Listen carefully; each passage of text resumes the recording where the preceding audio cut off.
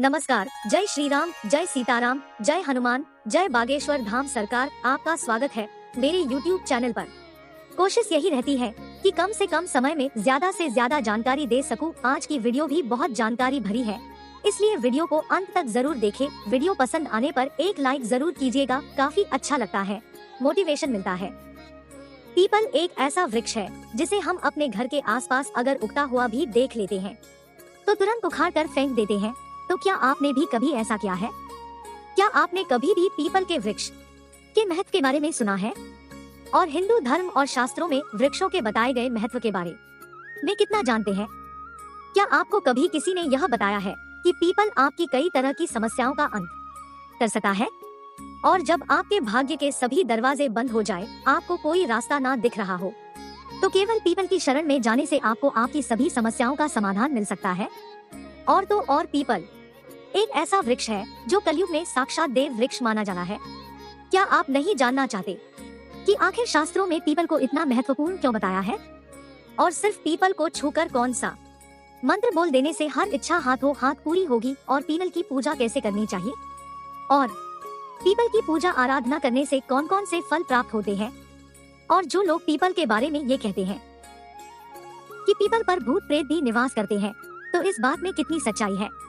और ऐसे कौन से कर्म है जो पीपल के नीचे हमें कभी भूल से भी नहीं करने चाहिए? तो अगर जानना चाहते हैं आप इन सवालों के जवाब, तो आज के वीडियो में आपके लिए हम यही लेकर आए हैं। लेकिन उसके लिए आपको यह वीडियो लास्ट तक जरूर देखना होगा। लेकिन आगे बढ़ने से पहले वीडियो को लाइक और चैनल को सब्सक्राइब जरूर कर ले, जिससे कि श्री बागेश्वर बालाजी की कृपा आप पर सदैव बनी रहे। पीपल को कलयुग में साक्षात देव वृक्ष कहा गया है।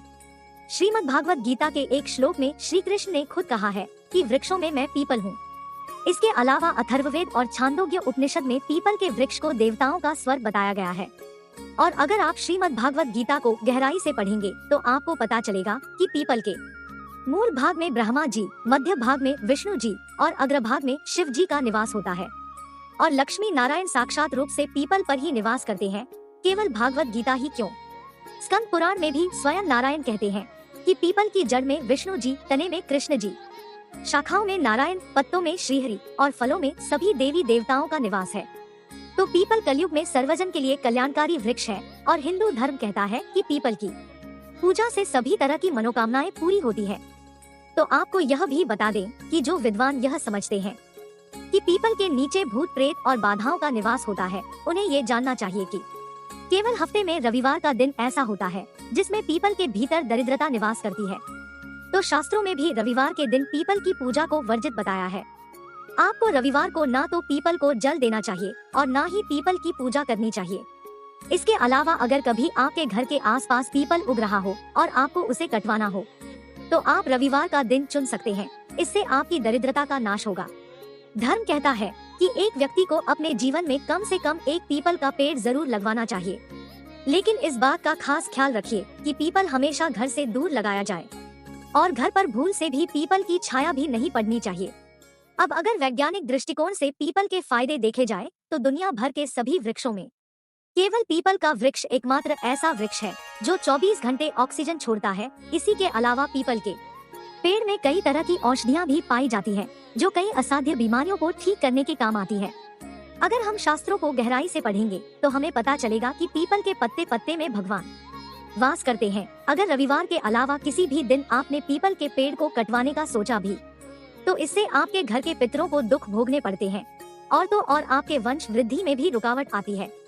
लेकिन अगर आप किसी विशेष उपाय के लिए पीपल को कटवाना चाहते हैं तो आपको इसकी नियम अनुसार पूजा करनी चाहिए और उसके बाद पीपल की लकड़ी को कटवाना चाहिए।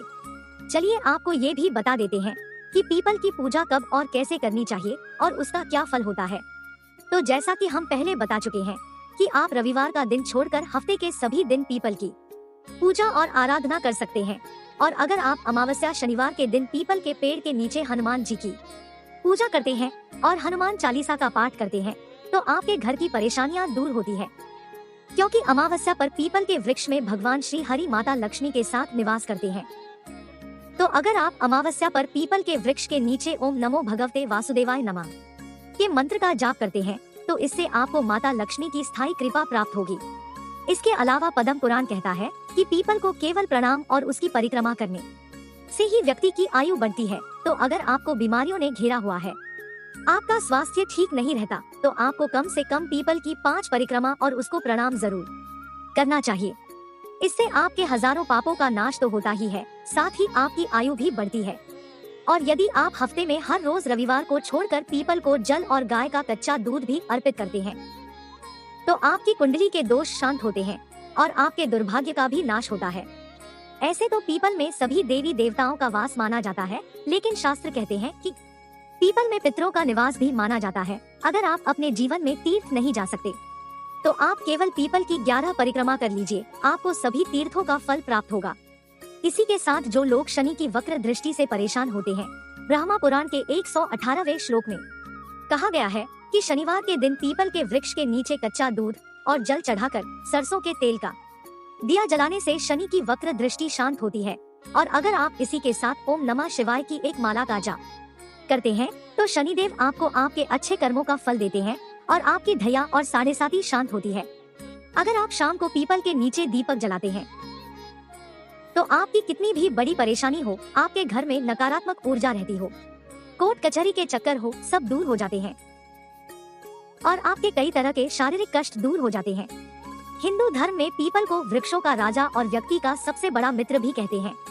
अगर आप परेशानियों से घिरे हैं, आपको कोई भी रास्ता नहीं दिखाई दे रहा, आप जीवन में निराशा का अनुभव कर रहे हैं, तो आपको ज्यादा कुछ नहीं करना, आप बस पीपल की शरण में चले जाइए। अगर आप सच्चे मन से पीपल से हाथ जोड़कर उसे छूकर मन ही मन प्रार्थना करेंगे और ओम नमः शिवाय और ओम नमो भगवते वासुदेवाय नमः मंत्र का जाप करेंगे, तो यकीनन कुछ ही समय में आपकी सभी परेशानियों से छुटकारा मिल जाएगा और ईश्वर की साक्षात कृपा आपको प्राप्त होगी। वहीं अगर आप बीमार हैं, आपके परिवार में कोई ऐसा रोगी है जिसका रोग ठीक नहीं हो रहा, तो आपको उसके तकिए के नीचे पीपल की जड़ को रख देना है। इससे असाध्य बीमारियां ठीक हो जाती है। इसी के साथ यह भी मान्यता है कि अगर आप सावन के महीने में अमावस्या और सभी शनिवार को पीपल के नीचे महादेव का शिवलिंग बनाकर उसकी विधिवत पूजा आराधना करते हैं और पीपल के नीचे बैठकर ओम नमः शिवाय का जाप करते हैं, तो भी आपके जीवन में चमत्कारी फल आपको देखने को मिलेंगे। अगर आप अपने जीवन में चमत्कारी लाभ देखना चाहते हैं, तो पीपल के नीचे बैठकर पीपल के 11 पत्तों को लीजिए, इन पर लाल चंदन से जय श्री राम लिखें और इन पत्तों की एक माला बनाकर आप हनुमान जी की मूर्ति को पहना दीजिए। ऐसा करने से आपके जीवन के सारे संकट और दोषों का नाश होगा। स्कंद पुराण कहता है कि प्रत्येक महीने की हर पूर्णिमा पर सुबह 10 बजे माता लक्ष्मी खुद पीपल की फेरी लगाने के लिए आती है। तो अगर आप अपने जीवन में गरीबी से परेशान हैं, तो पूर्णिमा के दिन 10 बजे कच्चे दूध और जल से पीपल का अभिषेक कीजिए और फल फूल नैवेद्य चढ़ाकर माता लक्ष्मी के किसी भी एक मंत्र की एक माला का जाप करके दीपक जलाएं। ऐसा करने से आपको कभी भी धन की हानि नहीं होगी।